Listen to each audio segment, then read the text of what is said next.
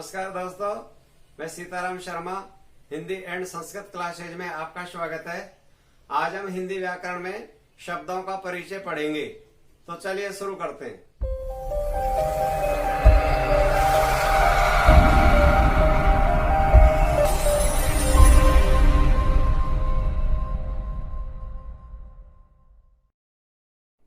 दोस्तों, आज हमारा टॉपिक है शब्द परिचय।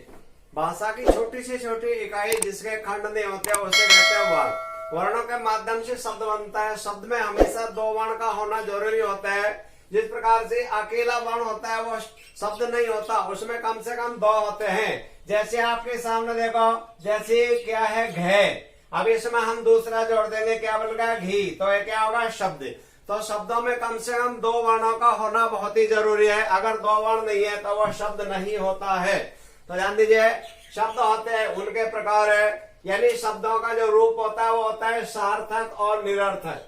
सार्थक शब्द क्या होते हैं? वे शब्द जिनका कोई ना कोई निश्चित अर्थ प्रकट होता है, एक बार में पढ़ते और अर्थ प्रकट हो जाता है, वे होते हैं सार्थक शब्द। जैसे हम बोल लेते हैं, मान लीजिए घर, जैसे पुस्तक, जैसे आम, तो इस प्रकार से एक बार में ही बोलने से या पढ़ने से उसका अर्थ हो जाता है, वे होते हैं सार्थक शब्द। और इसका वैसा रूप होता है दूसरा निरर्थक। निरर्थक शब्द होते हैं, वे होते हैं जिनका किसी भी प्रकार का कोई अर्थ प्रकट नहीं होता, वे निरर्थक शब्द होते हैं। जैसे खटखट, छमछम, धक धक, टिक टिक। ध्यान दीजिए, निरर्थक शब्द अगर सार्थक शब्दों के साथ जुड़ जाते हैं तो उनका भी अर्थ निकल जाता है। अकेला टिक टिक का कोई अर्थ नहीं निकल रहा, लेकिन मैं टिक टिक की आवाज सुनकर खड़ा हो गया, तो टिक टिक कौन बोलती है? घड़ी, तो इसका अर्थ प्रकट हो जाता है। मैं सार्थक है, टिक टिक निरर्थक है, और आवाज सुनकर खड़ा हो गया, ये सारे सार्थक है। ठीक है, तो यानी जो सार्थक शब्द होते हैं वो होते हैं चार प्रकार के। ऐसे कंपटीशन एग्जाम में पूछ लिया जाता है, भाई शब्द कितने प्रकार के होते हैं? चार प्रकार के होते हैं। पहला वाला होता है व्युत्पत्ति के आधार पर। व्युत्पत्ति का मतलब होता है बहुत सारी जो चीजें होती एक साथ बन जाती है, वो होते हैं व्युत्पत्ति। जिस प्रकार से दोस्तों, जैसे दूध होता है वह व्युत्पत्ति है। अब उसके अंदर क्या क्या पदार्थ है वो दिखाई नहीं देता, लेकिन दूध के अंदर पनीर भी है, मावा भी है, घी भी है और पानी भी है। लेकिन हम उसका अलग अलग रूपांतरित कर लेते तो वो फिर दूसरा वाला शब्द हो जाता है उत्पत्ति के आधार पर। तो हम पहला व्युत्पत्ति के आधार पर शब्द होते हैं, वो तीन प्रकार के होते हैं। व्युत्पत्ति के आधार पर के दोस्तों कंपटीशन एग्जाम में इस प्रकार भी पूछ लिया जाता है। नंबर 1 को देखिए कि व्युत्पत्ति के आधार पर भी बोला जाता है, इसको बनावट के आधार पर भी बोला जाता है और संरचना के आधार पर भी बोला जाता है। यह होते हैं तीन प्रकार के। पहला वाला शब्द होता है वो होता है रूढ़। इसका दूसरा नाम है मूल शब्द। रूढ़ या मूल शब्द क्या होता है? वे शब्द जो बिना उपसर्ग और बिना प्रत्यय के मूल अर्थ लिए हुए होते हैं, वे होते हैं रूढ़। उपसर्ग कहाँ लगाए जाते हैं? शब्द के पहले, यानी उल्टे हाथ की तरफ लगाए जाते हैं, वो होते हैं उपसर्ग। और हमारा जो सीधा हाथ होता है उसकी तरफ लगाए जाते हैं बाद में, वे होते हैं प्रत्यय।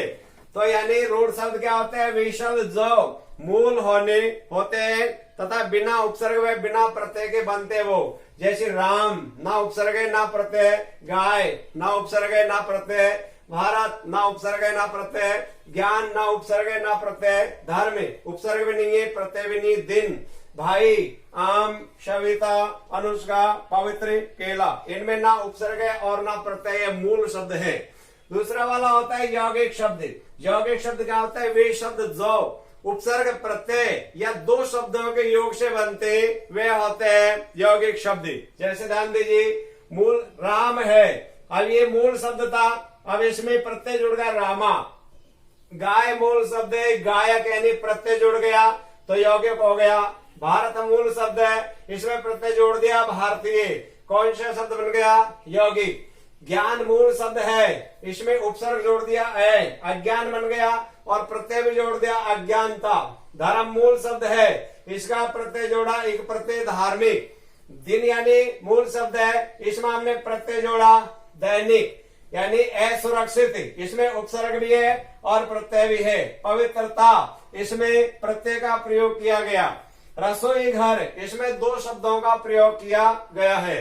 ध्यान दीजिए दोस्तों, तो यौगिक क्या होते हैं? वे शब्द जो उपसर्ग प्रत्यय या दो शब्दों के योग से बनाए जाते हैं। तीसरा वाला होता है योग रूढ़ शब्द। ये वे शब्द होते हैं जो यानी ना उपसर्ग हो और ना प्रत्यय हो और कोई तीसरा विशेष अर्थ प्रकट करते हो, वे होता है योग रूढ़ शब्द। योग रूढ़ शब्द हमेशा बहुब्रीहि समास के उदाहरणों का प्रयोग किया जाता है। जितने भी जो हमारे बहुब्रीहि समास होते हैं उन्हीं शब्दों का प्रयोग इस योग रूढ़ शब्दों में किया जाता है। जैसे ध्यान दीजिए, पंकज जिसका जन्म कीचड़ में हुआ, कौने कमल, ना उपसर्ग है और ना प्रत्यय है। लंबोदर लंबा पेट वाला कौने गणेश जी, ना उपसर्ग है और ना प्रत्यय है। गिरिधर पर्वत को उठाने वाला यानी कौन है? भगवान श्री कृष्ण जी, ना तो उपसर्ग है और ना प्रत्यय। त्रिनेत्र तीन नेत्र जिसकी, कौन है? शिव जी। पंचानन पांच मुख है जिसकी, ना उपसर्ग है और ना प्रत्यय है। वीणा पाणी वीणा है जिसके हाथ में, माता सरस्वती, ना उपसर्ग है ना प्रत्यय है। हलधर हल को धारण करने वाला बलराम, ना उपसर्ग है और ना प्रत्यय है। चतुरानन चार मुख है जिसका, आनंद का अर्थ होता है मुख, ये है ब्रह्मा जी। तो दोस्तों ये वाला पहला वाला है। अब हम करते हैं दूसरा, उत्पत्ति के आधार पर शब्द। उत्पत्ति का मतलब होता है जो एक शब्द बनाया था एक साथ, उसमें से अलग अलग निकाल लिया। जो पहला वाला होता है तत्सम शब्द। तत्सम शब्द वे होते हैं संस्कृत भाषा के शब्दों को हमेशा तत्सम शब्द कहते हैं। तत्सम शब्द वो होते जिसमें छोटी की मात्रा आती है संस्कृत में और हाफ शब्दों का, थोड़े कठिन शब्दों का प्रयोग होता है, वो होता है तत्सम शब्द। दूसरा वाला होता है तद्भव। तद्भव शब्द होते हैं हिंदी भाषा के शुद्ध शब्दों को तद्भव कहते हैं। जैसे तत्सम का देखो अग्नि, हाफ शब्द भी आ गया, छोटी की मात्रा, इसको हिंदी में बोलते हैं आग। देशज शब्द होते जो क्षेत्रीयता के आधार पर बना लिए जाते हैं, वो होते देशज, यानी ये होता है आंच। देशज शब्दों का लिखित में रूपांतरित बिल्कुल नगण्य जैसा होता है, ये बोलचाल की बोली तक ही सीमित होते हैं। और विदेशी शब्द होते जो हिंदी और संस्कृत भाषा के शब्दों के अलावा अन्य सभी भाषाओं के शब्दों को विदेशी शब्द कहते हैं, जैसे फायर। अब हमारा जो तीसरा वाला शब्द होता है वो होता है अर्थ के आधार पर शब्दों के भेद। इनको दोस्तों शब्द शक्ति के नाम से भी जाना जाता है, जो शब्द शक्ति का टॉपिक भी है। यानी ये होते हैं तीन प्रकार के, वाचक, लाक्षणिक और व्यंजक। वाचक शब्दों को अभिधा शब्द शक्ति भी कहते हैं। दूसरा होता है लाक्षणिक, इसको लक्षणा भी कहते हैं। तीसरा होता है व्यंजक, यानी इसको व्यंजना शब्द शक्ति भी कहते हैं। ठीक है दोस्तों, अब हमारा जो चौथा वाला शब्द होता है वो होता है विकार के आधार पर शब्द। विकार के आधार पर शब्द होते हैं वो दो प्रकार के होते हैं। पहला वाला होता है विकारी शब्द। विकारी शब्द क्या होता है? वे शब्द जिनका लिंग और वचन बदलते जाते हैं वे हमेशा विकारी शब्द होते हैं। यानी विकारी शब्द हमेशा लिंग और वचन बदलते रहते हैं। जैसे लड़का, लड़का कौन सा वचन है? यानी एक वचन है। वचन दो प्रकार के होते हैं, लिंग भी दो प्रकार के होते हैं। तो एक वचन है और लिंग कौन सा है? पुल्लिंग। अब इसमें हमने मान लीजिए एक ही मात्रा लगाए, ये कौन सा लिंग हो गया? यह हो गया स्त्रीलिंग। अब हमने ओ की मात्रा लगा दी, कौन सा वचन बन गया? बहुवचन। तो विकारी शब्द होते हैं उसका लिंग और वचन बदल जाते हैं। जैसे पुस्तक एक वचन है और एक ही मात्रा लगाए, कौन सा वचन बन गया? बहुवचन। विकारी शब्द होते हैं उनको हम स्पर्श कर लेंगे, उनको टच कर लेते हैं, उनको देख लेते हैं, वे हमेशा विकारी होते हैं। जैसे अपन लड़का को देख लेंगे, पुस्तक को देख लेंगे, पुस्तक को स्पर्श भी कर लेंगे। तो ये वाले कौन से होते हैं? विकारी शब्द होते हैं दोस्तों।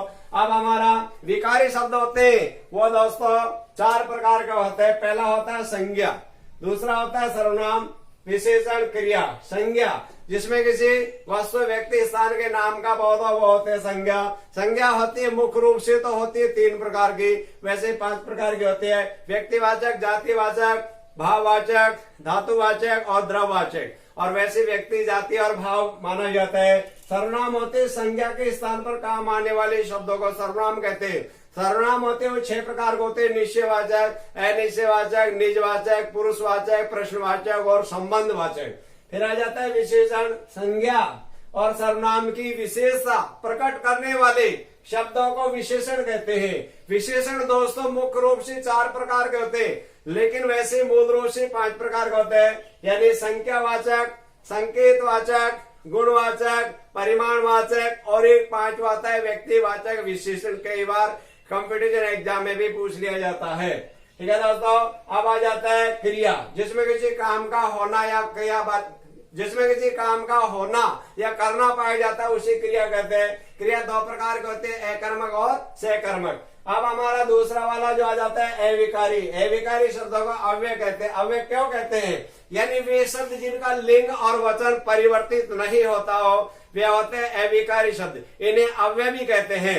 अव्यय शब्द होते, अविकारी शब्द होते, उनको अपन स्पर्श नहीं कर सकते, ना देख सकते, केवल महसूस कर सकते, जिनका ना लिंग बदले ना वचन बदले, जैसा का जैसा। ध्यान दीजिए, जैसे आ जाता है मान लीजिए सुबह, ध्यान दीजिए दोस्तों, केवल सुबह महसूस की जाती है, ना सुबह एक वचन है और ना पुल्लिंग है। जैसे दोपहर, दोपहर है उसको महसूस कर सकते, ना पकड़ सकते, और ऊपर महसूस कर सकते लेकिन पकड़ भी नहीं सकते, तो इसलिए इनको क्या कहते हैं? अविकारी। अविकारी शब्द होते वो दोस्तों चार प्रकार के होते हैं। पहला होता है क्रिया विशेषण अव्यय। क्रिया की विशेषता बताए जाने वाले शब्दों को क्रिया विशेषण कहते हैं। क्रिया विशेषण भी चार प्रकार के होते हैं, कालवाचक, स्थानवाचक, रीतिवाचक और परिमाणवाचक। दूसरा होता है संबंध बोधक अव्यय, यानी आपस में रिलेशन बताया जाता है, संबंध, वो संबंध बोधक होता है। तीसरा वाला होता है समुच्चय बोधक अव्यय। समुच्चय बोधक क्या होता है? दो वाक्यों को आपस में जो जोड़ते हैं वह समुच्चय बोधक का प्रयोग किया जाता है। आपस में वाक्यों को जोड़ने के लिए अव्यय शब्द होते हैं समुच्चय बोधक में। ठीक है दोस्तों। फिर हमारा चौथा वाला होता है विस्मय बोधक अव्यय। विस्मय बोधक अव्यय क्या होता है? जिसमें हर्ष हो, शोक हो, घृणा हो, आशीर्वाद हो, ऐसे शब्दों का हे, अरे, ओ, वाह, अजी आदि शब्दों का प्रयोग किया जाता है, वो होता है विस्मय बोधक अव्यय। तो जो हमारे शब्द होते हैं, सार्थक शब्द कितने प्रकार के होते हैं? चार प्रकार के। ठीक है दोस्तों। अब यहाँ पर आपको इनको बारीकी से रूपांतरित कर लेंगे तो आपको कोई परेशानी नहीं होगी। दोस्तों, आपको ये वीडियो अच्छी लगी तो इसे लाइक करें तथा हमारे इस चैनल को सब्सक्राइब करें, और इस टॉपिक में किसी प्रकार की कोई प्रॉब्लम हो तो आप हमें कमेंट करके अवश्य बताएं।